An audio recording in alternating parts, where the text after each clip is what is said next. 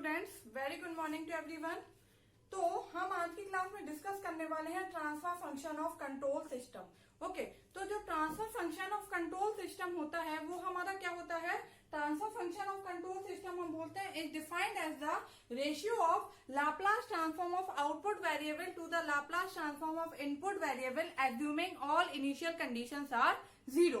Okay, जितनी भी हमारी इनिशियल कंडीशन है उनको जीरो लेके चलते हैं, मतलब इनिशियली उनमें कोई वैल्यू नहीं है, क्योंकि जब हम एसी एनालिसिस करते हैं तो हम एस इक्वल टू क्या रखते हैं? जे ओमेगा। और डीसी एनालिसिस में एस क्या होता है? जीरो, क्योंकि डीसी में फ्रीक्वेंसी क्या होती है हमारी?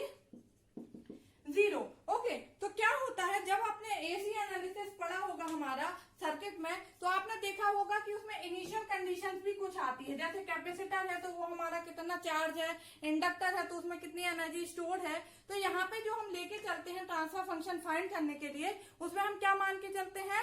Assuming all initial conditions are zero. जितनी भी इनिशियल कंडीशन है वो क्या होंगी? जीरो। उसके बाद हम क्या करते हैं? ट्रांसफर फंक्शन फाइंड करते हैं। ओके, तो ट्रांसफर फंक्शन हम क्या बोलेंगे इसको? Definition, transfer function of a control system, transfer function of a control system is defined as the ratio of Laplace transform. इसलिए मैंने लास्ट क्लास में आपको लाप्लास ट्रांसफॉर्म बताया था। Laplace transform of output variable to the Laplace transform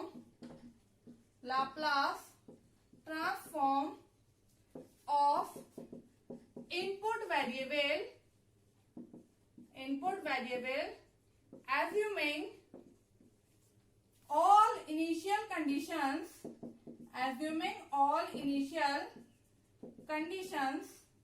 are zero. Okay, ये वाली जो line है वो बहुत ही इंपॉर्टेंट है। क्या? कि हमें जितनी भी इनिशियल कंडीशन है उनको जीरो लेके चलना है। सपोज हम जो इनिशियल कंडीशन है उनको जीरो मान के नहीं चलेंगे तो जो हमारा ट्रांसफर फंक्शन आएगा वो कुछ अलग आएगा। ओके, तो लाप्लास ट्रांसफॉर्म क्या होता है? Ratio of Laplace transform of output variable to the Laplace transform of input variable assuming all initial conditions are zero। Okay, suppose ये हमारा एक सिस्टम है। ओके, इसका हमें क्या करना है? ट्रांसफर फंक्शन फाइंड करना है। ट्रांसफर फंक्शन, इसको हम डिनोट करते हैं जी से। यहाँ पे क्या है हमारा? इनपुट वेरिएबल, इसको हम डिनोट करते हैं आर से। और यहाँ पे मिलेगा आउटपुट वेरिएबल, इसको हम डिनोट करते हैं सी से। Okay, suppose small G small R. Okay, तो हमारा लाप्लास ट्रांसफर फंक्शन क्या होगा हमारा? किसी भी सिस्टम का हमारा जी इक्वल टू क्या होना चाहिए? C by R. हम बोलते हैं लाप्लास ट्रांसफॉर्म के फॉर्म में तो capital G equal to capital C by R. ये क्या होता है हमारा? Laplace transform. Okay, G of, यहां पे लिखेंगे लाप्लास ट्रांसफॉर्म के फॉर्म में तो एस आएगा, G of S equal to C of S by R of S. Okay, ये हो जाएगा हमारा क्या? लाप्लास ट्रांसफॉर्म के फॉर्म में। यहाँ पे जी ऑफ एस क्या है? Transfer function. C of S Laplace transform of output variable. देखो यहाँ पे लिखते हैं हम G of S transfer function of system, R of S Laplace transform. R क्या है? Normal input. R of S क्या है? Laplace transform of input variable. And C of S क्या है? Laplace transform of output variable. Okay, तो हमने क्या बोला है? G of S equal to क्या होगा? C of S by R of S. Definition यही बोलती है Laplace transform of output variable to the Laplace transform of input variable. Okay, ये क्या हो गया हमारा? Transfer function. ओके, अब ये जो ट्रांसफर फंक्शन होता है ये डिफाइंड होता है ओनली फॉर एलटीआई सिस्टम के लिए। ओके, एलटीआई सिस्टम क्या है? LTI, it is defined only for LTI system. Okay, LTI system क्या है? Linear time invariant system. Okay, linear non linear system हम पढ़ चुके हैं, सर्किट में भी बहुत अच्छे से पढ़ा है। टाइम इनवेरिएंट और टाइम वेरिएंट पढ़ चुके हैं। टाइम इनवेरिएंट क्या होते हैं? वह सिस्टम जो टाइम के साथ चेंज ना हो। तो ट्रांसफर फंक्शन एप्लीकेबल होता है केवल लीनियर टाइम इनवेरिएंट सिस्टम के लिए। ओके, तो इसके कुछ हमारे डिसएडवांटेज हैं। क्या होगा डिसएडवांटेज ट्रांसफर फंक्शन के? पहला डिसएडवांटेज, नॉट एप्लीकेबल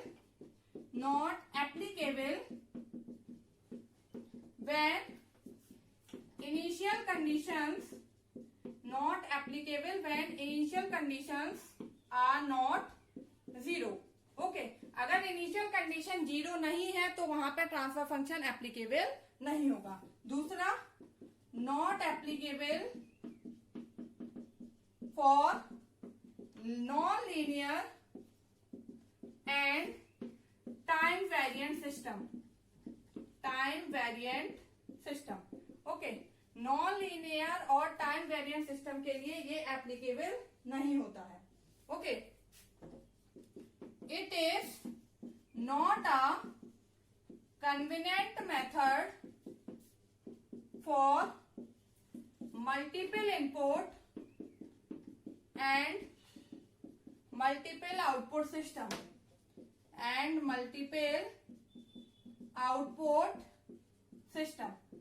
ओके, मतलब किस सिस्टम के लिए हमारा कन्वीनियंट है? सिंगल इनपुट और सिंगल आउटपुट के लिए। जब हम सिंगल इनपुट दें और सिंगल आउटपुट दें उसके लिए ये हमारा क्या होता है?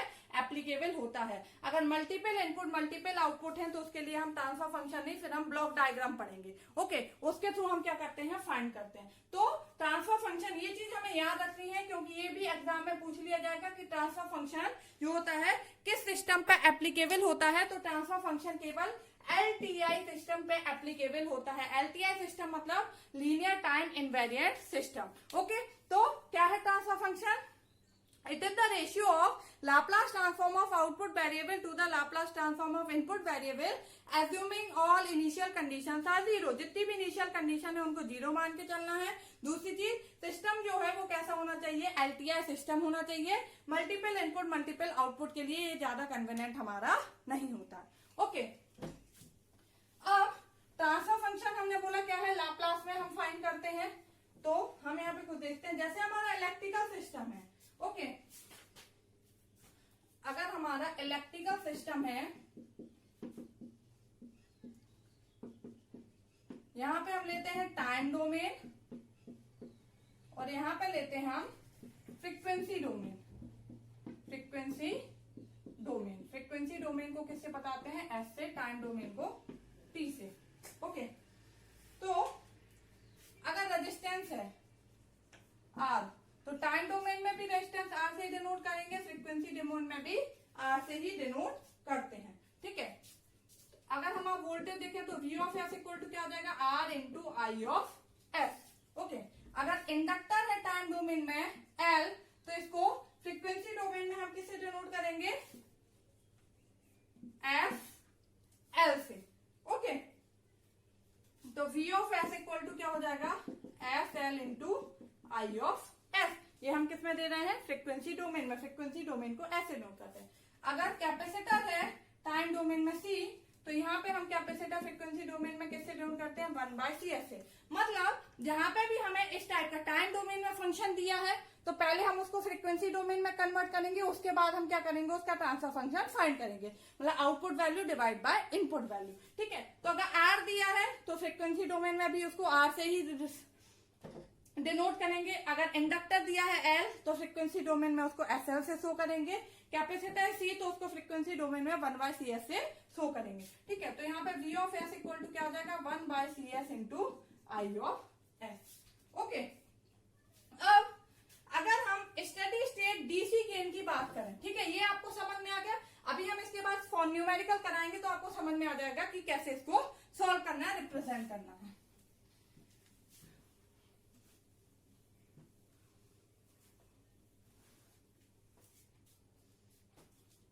अगर हम स्टडी स्टेट डीसी की बात कर रहे हैं, ठीक है, डीसी गेन की बात करते हैं अगर, तो एस इक्वल टू हमें क्या रखना है, 0।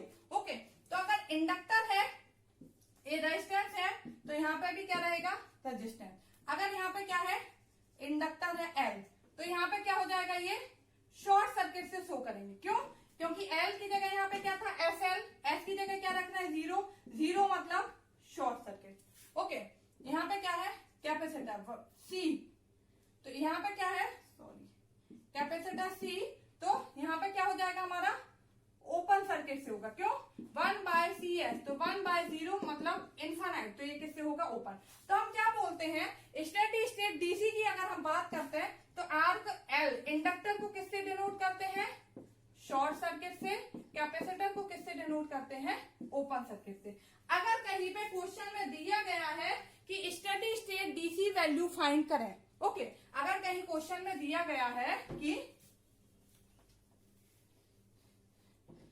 Steady state DC gain find करें, ठीक है, गेन मतलब क्या होता है, output divide by input. Gain क्या होता है, आउटपुट डिवाइड बाय इनपुट, और ट्रांसफर फंक्शन भी क्या होता है, आउटपुट डिवाइड बाय इनपुट, ठीक है। बट ट्रांसफर फंक्शन क्या होता है, Laplace transform of output divide by Laplace transform of input. तो अगर कहीं पर steady state DC gain find करना है, तो जो हमारा इंडक्टर है एल, उसको हम शॉर्ट सर्किट कर देंगे, कैपेसिटर को ओपन सर्किट कर देंगे, उसके बाद हम क्या करेंगे, वैल्यू को फाइंड करेंगे, ठीक है। और अगर steady state AC gain find करना है, तो simple S equal to J omega रख देंगे, उसके बाद हम क्या करेंगे, वैल्यू फाइंड आउट करेंगे। ओके, तो ये था हमारा क्या, ट्रांसफर फंक्शन। कि ट्रांसफर फंक्शन क्या होता है, किस कंडीशन पे एप्लीकेबल होता है, कौन से सिस्टम में एप्लीकेबल होता है। और डीसी गेन फाइंड करने के लिए हम क्या करते हैं, इंडक्टर को शॉर्ट, कैपेसिटर को ओपन, ठीक है। नॉर्मली आर है तो उसको आर से डिनोट करेंगे, फ्रीक्वेंसी डोमेन में भी एल को किससे डिनोट करेंगे, एस एल से, सी को 1/CS से। ओके, तो ये हो गया हमारा ट्रांसफर फंक्शन। नेक्स्ट क्लास में हम इसके कुछ न्यूमेरिकल्स देखेंगे जिससे आपको क्लियर हो जाएगा। Thank you.